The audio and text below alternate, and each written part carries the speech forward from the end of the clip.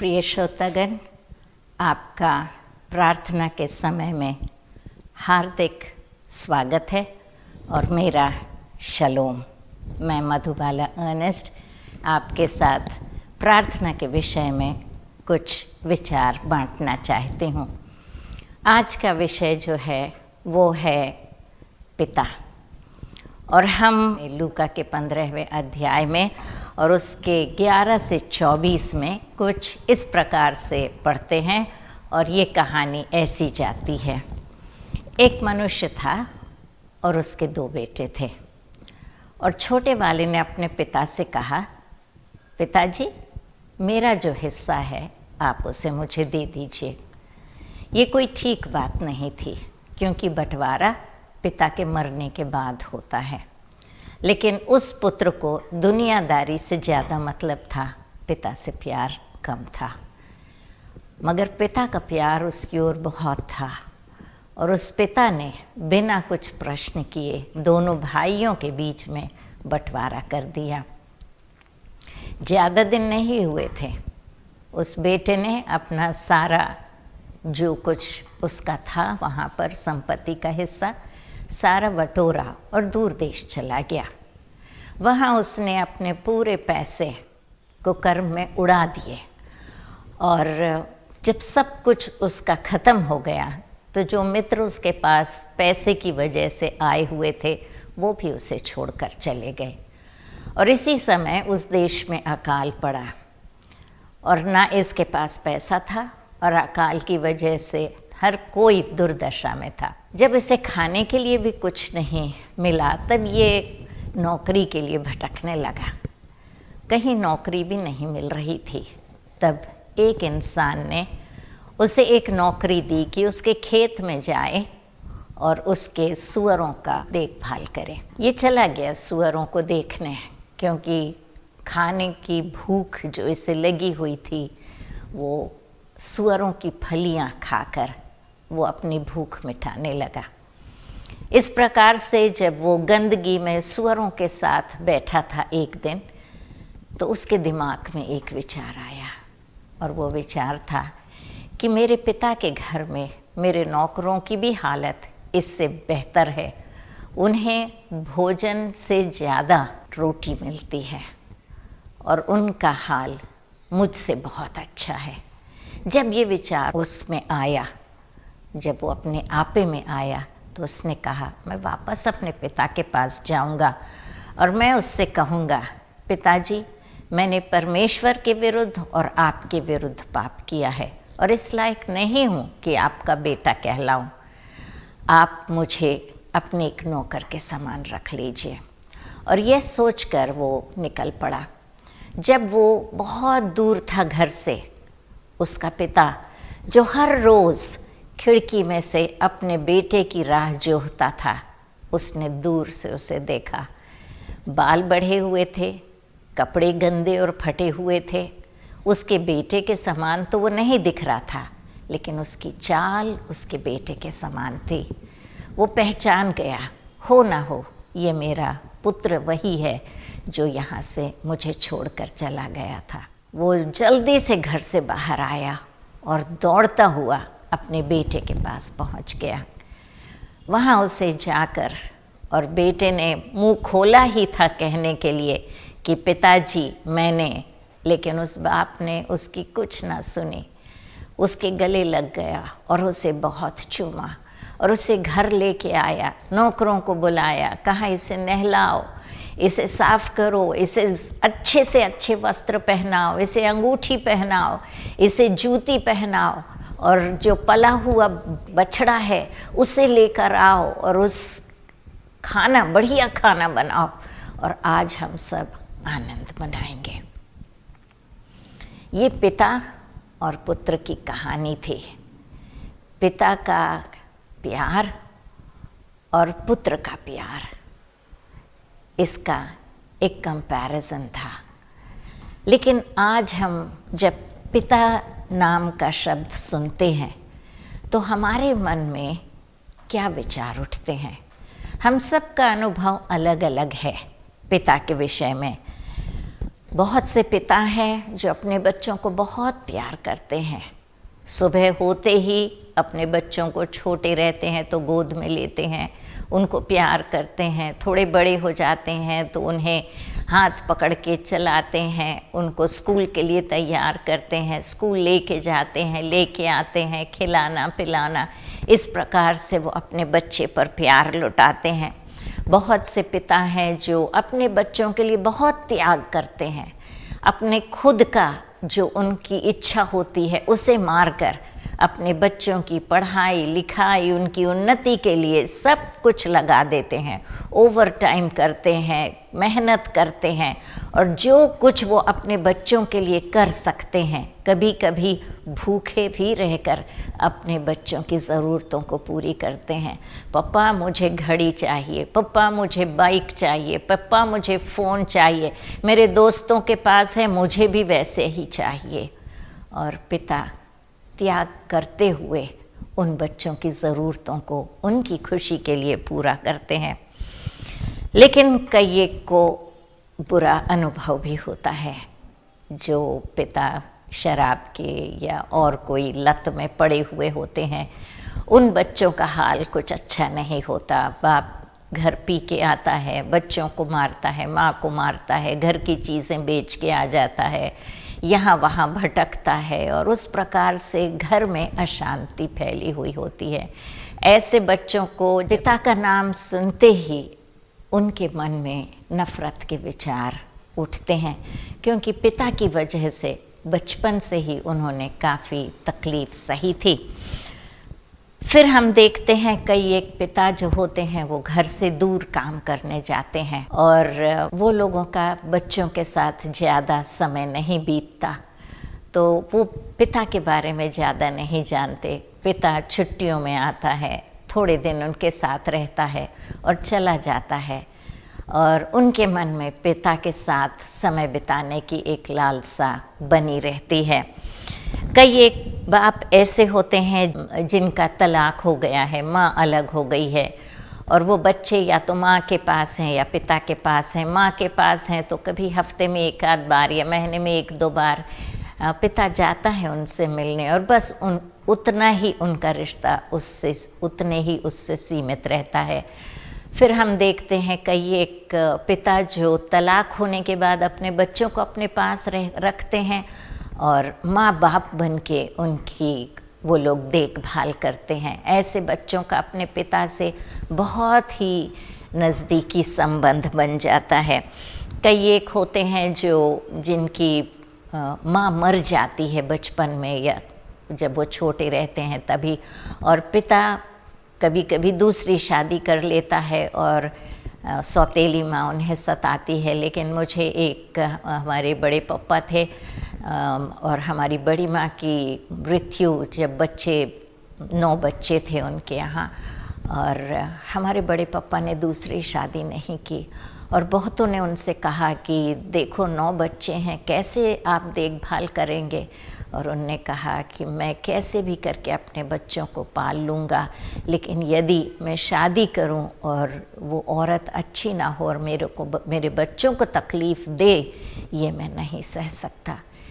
इस प्रकार से पिता त्याग, अपनी खुद की खुशी का त्याग बच्चों के लिए करता है और उन बच्चों को पालता पोसता है। कितने ही बच्चों को अपने पिता के बारे में नहीं मालूम। माँ गर्भवती होती है, पिता छोड़ के चला जाता है, या विवाह के संबंध के पहले या विवाह के संबंध के बाहर वो बच्चे पैदा होते हैं, और इस प्रकार से उनको मालूम भी नहीं होता कि उनका पिता कौन था। एक गीत गाने का कंपटीशन स्पर्धा हो रही थी, और उसमें जज ने उस बच्चे से पूछा कि बेटा तुमने अपना नाम तो लिखा है लेकिन तुमने अपने पिता का नाम नहीं लिखा।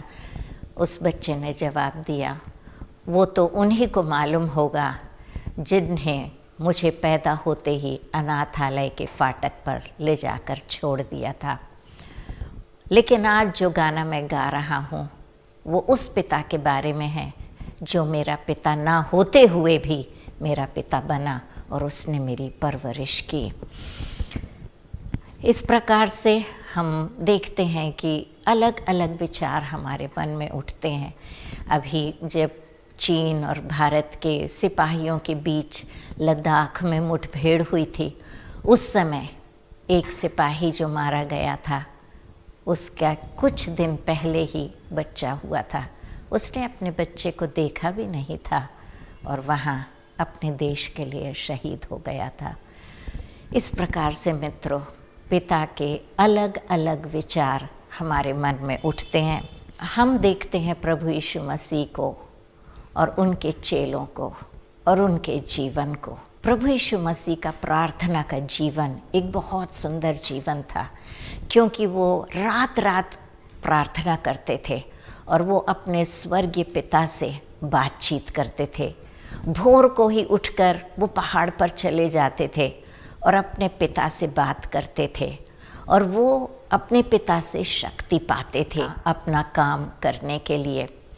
और शिष्यों ने इस बात को देखा और उन्होंने उनसे ये बात पूछी और कहा, प्रभु हमें प्रार्थना करना सिखा। उन्होंने उनसे ये नहीं पूछा कि प्रभु आश्चर्य कर्म करना हमें सिखा या प्रभु प्रचार करना हमें सिखा, बीमारों को चंगा करना हमें सिखा, लेकिन उन्होंने कहा हमें प्रार्थना करना सिखा। क्योंकि उन्होंने देखा था कि जो कुछ प्रभु यीशु मसीह करता था, उस शक्ति का राज उसकी प्रार्थना में था। तो जब वो बात उन्होंने कही, तो हम मत्ती रचित सुसमाचार और उसके 6वें अध्याय में देखते हैं कि प्रभु यीशु मसीह ने उन्हें प्रार्थना करना सिखाया। और जब उसने उन्हें प्रार्थना करना सिखाया, तो उस प्रार्थना की पहली जो पंक्ति थी या पहली लाइन थी, वो थी, हे हमारे पिता, तू जो स्वर्ग में है, तेरा नाम पवित्र माना जाए। हे हमारे पिता, तू जो स्वर्ग में है। पिता प्रभु यीशु मसीह ने भी हमारे विचारों को और हमारी सोच को पिता की ओर केंद्रित करने के लिए कहा। प्रभु ने जब ये बात कही, तो हम कह सकते हैं कि वो पिता तो अदृश्य है, हमें दिखता नहीं, हमारे सामने नहीं, तो हम कैसे उससे बातचीत करें, हम कैसे उस पर विश्वास करें। यदि हमारे सामने कोई फोटो हो जिसे हम देखकर संबोधित कर सकें, तो हम उससे एक संबंध जोड़ सकते हैं। लेकिन ये विश्वास का काम है। हमें विश्वास करना है कि परमेश्वर है। वो हमें दिखता नहीं है, लेकिन जहाँ कहीं भी हम जाते हैं, वो हमारे साथ रहता है, क्योंकि वो सर्वव्यापी है। आप कहेंगे, नहीं, मुझे जो चीज़ नहीं दिखती उस पर मैं विश्वास नहीं करती या करता। आजकल हम जिस दौर से गुजर रहे हैं, कोविड-19 पैंडेमिक या कोरोना वायरस के जिस दौर से हम गुजर रहे हैं, हम सब भयभीत हैं, हम सब डर के जी रहे हैं, क्योंकि ये हमारे सारे, ना सिर्फ हमारे देश में, लेकिन दुनिया के कोने कोने में फैला हुआ है और हर एक जन भय से भरा हुआ है। इस प्रकार से जब हम इस कोरोना के विषय में सोचते हैं या देखते हैं, तो ये हमें दिखाई नहीं देता। बहुत ही छोटा, और इतना छोटा है कि हमें नज़र नहीं आता, लेकिन हम इसके प्रभाव को देखते हैं और हम विश्वास कर, ना देखते हुए भी हम इस पर विश्वास करते हैं। हम मास्क लगा लेते हैं, हम अपने हाथ को धोते रहते हैं, हम एक दूसरे से दूरी को मेंटेन करते हैं। क्यों? ये तो हमें नज़र नहीं आता। हम क्यों नहीं कहते कि जब तक ये मुझे नहीं देखेगा तब तक मैं इस पर विश्वास नहीं करूँगी? हम क्यों नहीं कहते जब तक मुझको खुद इसका अनुभव नहीं होगा मैं विश्वास नहीं करूँगी? और जाके कोई जो इससे ऑलरेडी प्रभावित है, पीड़ित है इस मर्द से, उसके पास जाके उसके गले लग के कहते हैं कि ये मुझे भी आ जाए ताकि मुझे इसका अनुभव हो, तब मैं कोरोना पर विश्वास करूँगा। हम डर जाते हैं और उसका विश्वास करते हैं। हम बुराई का जल्दी विश्वास कर लेते हैं, फिर भलाई का क्यों नहीं करते। परम प्रधान परमेश्वर, जब हम सृष्टि को देखते हैं, चारों तरफ सृष्टि की सुंदरता को देखते हैं और उसके जो प्रभाव हैं हमारे जीवन में, जब हम उसका अनुभव करते हैं, और जिन्होंने प्रभु को ग्रहण किया है और जिन्होंने उसकी भलाई को चखा है, जब वो अपनी गवाही देते हैं, तो हम उस बात का भरोसा क्यों नहीं करते। अगर हम उस पर भरोसा करने लगेंगे तो हम अपनी समस्याओं का सामना करना सीख जाएंगे, क्योंकि परमेश्वर का वचन कहता है कि वो हमसे प्यार करता है और वो हमारा जीवन दाता है। जैसे पिता, हम नीति वचन 23 और 22 में पढ़ते हैं, अपने जन्माने वाले की सुनना। जन्माने वाला कौन है? पिता है, जिसके बीज के द्वारा हमारा जन्म होता है। जब पिता के शुक्राणु या बीज माँ की कोख में पड़ते हैं, तब हमारा जन्म होता है।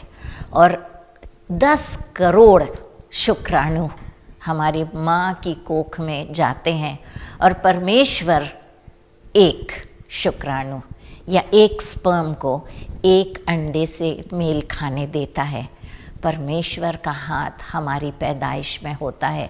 यदि परमेश्वर नहीं चाहते तो हम आज इस दुनिया में नहीं होते, लेकिन परमेश्वर ने हमें इस दुनिया में जन्म दिया है। एक स्वर्गीय पिता के नाते उन्होंने हमारे जन्म का आयोजन किया है। लेकिन आज हम देखते हैं दुनिया में कितने अबॉर्शंस हो रहे हैं, गर्भपात हो रहा है। माता पिता खुद अपने बच्चों के मौत का कारण बन रहे हैं। वो बच्चा दुनिया में आता भी नहीं है और उसे ख़त्म कर दिया जाता है। बहुत से प्रदेशों में ऐसा भी होता है कि लड़की को बोझ समझा जाता है और खुद माँ बाप या दादा दादी या नाना नानी उस बच्चे का गला घोंट कर उसे ख़त्म कर देते हैं।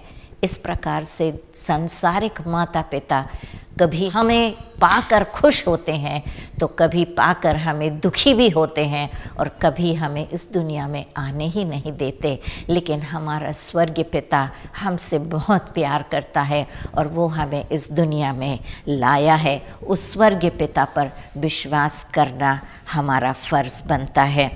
हम पहला पतरस और 2:2 में पढ़ते हैं, नवजात शिशुओं के समान शुद्ध आत्मिक दूध के लिए लालायित रहो, जिससे तुम उद्धार में बढ़ते चले जाओ।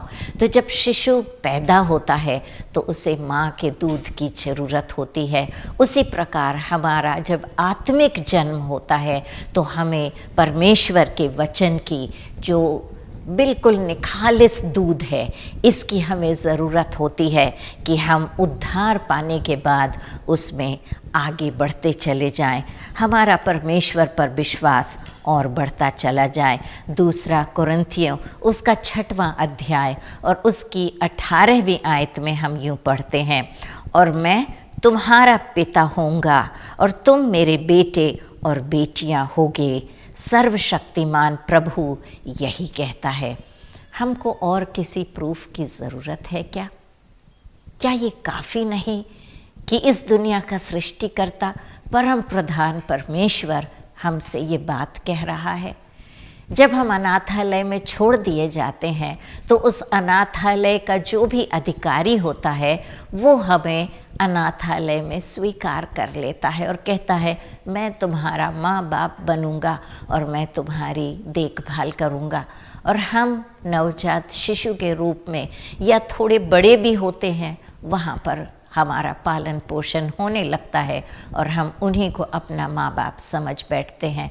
हम उनकी बात का विश्वास कर लेते हैं, चाहे वहाँ तकलीफ़ हो या परेशानी हो। लेकिन हम इस स्वर्गीय पिता का विश्वास क्यों नहीं करते, जो आज भी हमें पुकार कर कह रहा है कि मैं तुम्हें अपने बेटे और बेटियां बनाऊंगा। हम 103 और उसकी 13वीं आयत भजन संहिता में पढ़ते हैं, जैसे पिता अपने बच्चों पर दया करता है वैसे ही यहोवा अपने डरवैयों पर दया करता है। ये दयालु परमेश्वर है। ये जब हम कम मार्क्स अपने एक परीक्षा में लाते हैं और घर जब अपना रिपोर्ट कार्ड लाते हैं तो अपना बेल्ट खोल कर हमारी मरम्मत नहीं करता, ये एक छड़ी लेकर हमारी पिटाई नहीं करता। जब हम घर में कोई बर्तन तोड़ देते हैं या कोई वस्तु का नुकसान कर देते हैं या कोई गलत काम कर देते हैं तो पिता जो डांटता है, फटकारता है और मारता है, उस प्रकार से परमेश्वर हमें अपने से न दूर करता है और न हमें पीड़ा देता है, लेकिन हम पर दया करता है। भजन संहिता 32, 7 और 8वीं आयत में हम पढ़ते हैं, तू मेरे छिपने का स्थान है, तू संकट से मेरी रक्षा करेगा, तू मुझे चारों ओर से छुटकारे और गीतों से घेर लेगा। कितना सुंदर वचन है। परमेश्वर हमारे छुपने का स्थान है। जब तकलीफ़ में हम रहते हैं तो वो हमें अपने पंखों से छुपा लेता है, हमारी संकट में रक्षा करता है, चारों तरफ से वो हमें छुटकारे के गीतों से ढांप लेता है और घेर लेता है।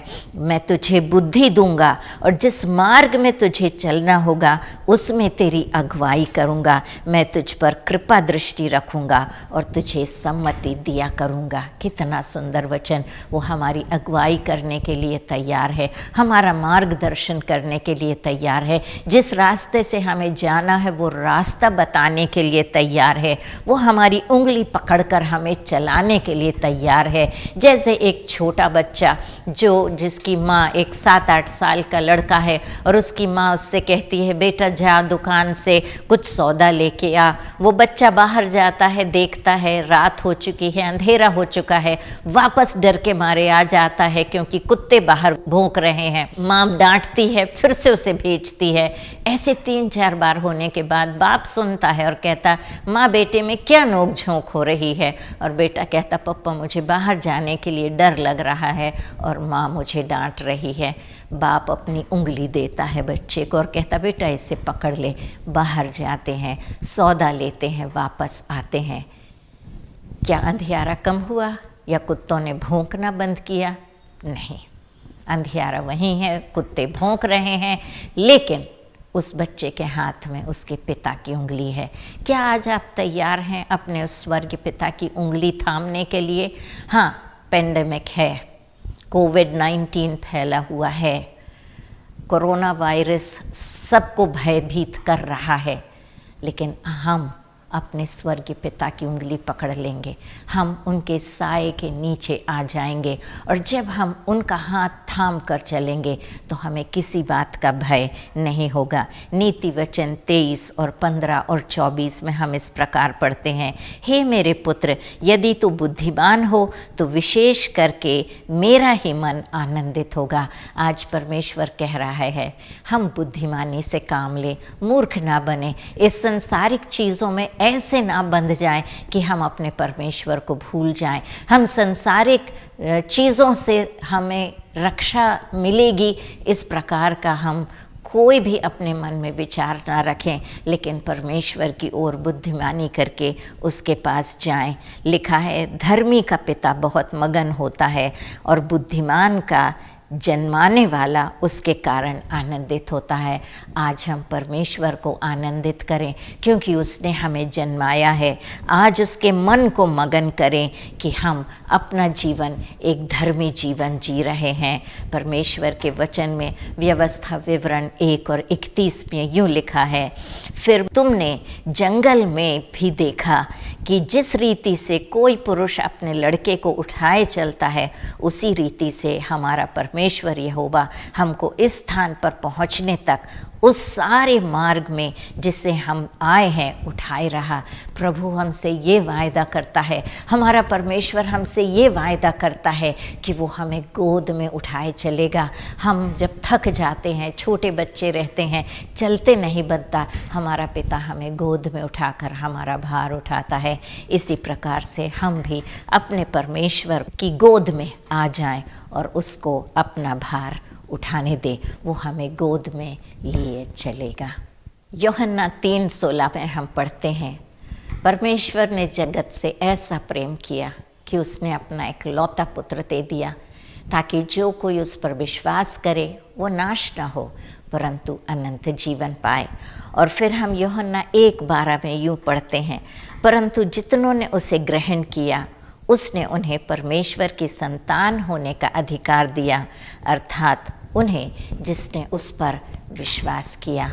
आइए आज हम उस परमेश्वर पर विश्वास करें और उसके बेटे और बेटियां बन जाएं। आइए हम प्रार्थना करें और इस महान परमेश्वर को अपना पिता बनाएं।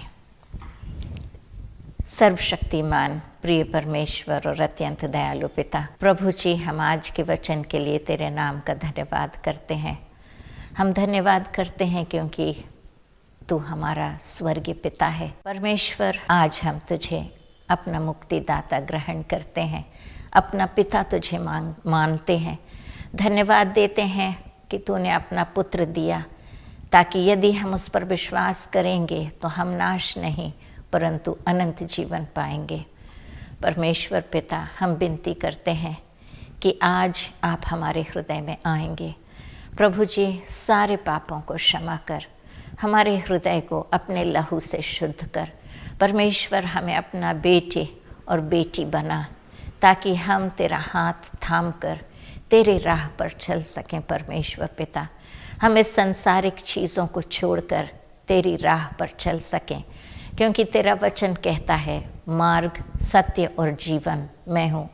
हम परमेश्वर पिता उस मार्ग पर चलना चाहते हैं जो तेरी ओर हमें ले चलती है। हम उस सत्य को थामे रहना चाहते हैं जो प्रभु यीशु मसीह आप खुद हैं। और हम परमेश्वर पिता उस जीवन को पाना चाहते हैं जो धर्म का जीवन है, सच्चाई का जीवन है, नेकी का जीवन है, और हम अनंत जीवन को पाना चाहते हैं। परमेश्वर, हमें हर खतरे से बचा के अपनी पनाह में रख। परमेश्वर, हर तकलीफ़ में तू हमारी सहायता कर। परमेश्वर पिता, होने दे कि हम हर बुराई से अपने आप को दूर रखें और परमेश्वर तेरे साथ साथ चलें। जैसे तू हमारी अगुवाई करता है परमेश्वर, उसी राह पर हम चलें और दूसरों को भी अपने साथ लेकर चलें। परमेश्वर पिता, हम अपने जीवन को तेरे हाथ में सौंपते हैं। ख़ास तौर पर अभी जब ये कोरोना वायरस का भय हम सबके हृदय में है, हम तेरे हाथ को थामते हैं।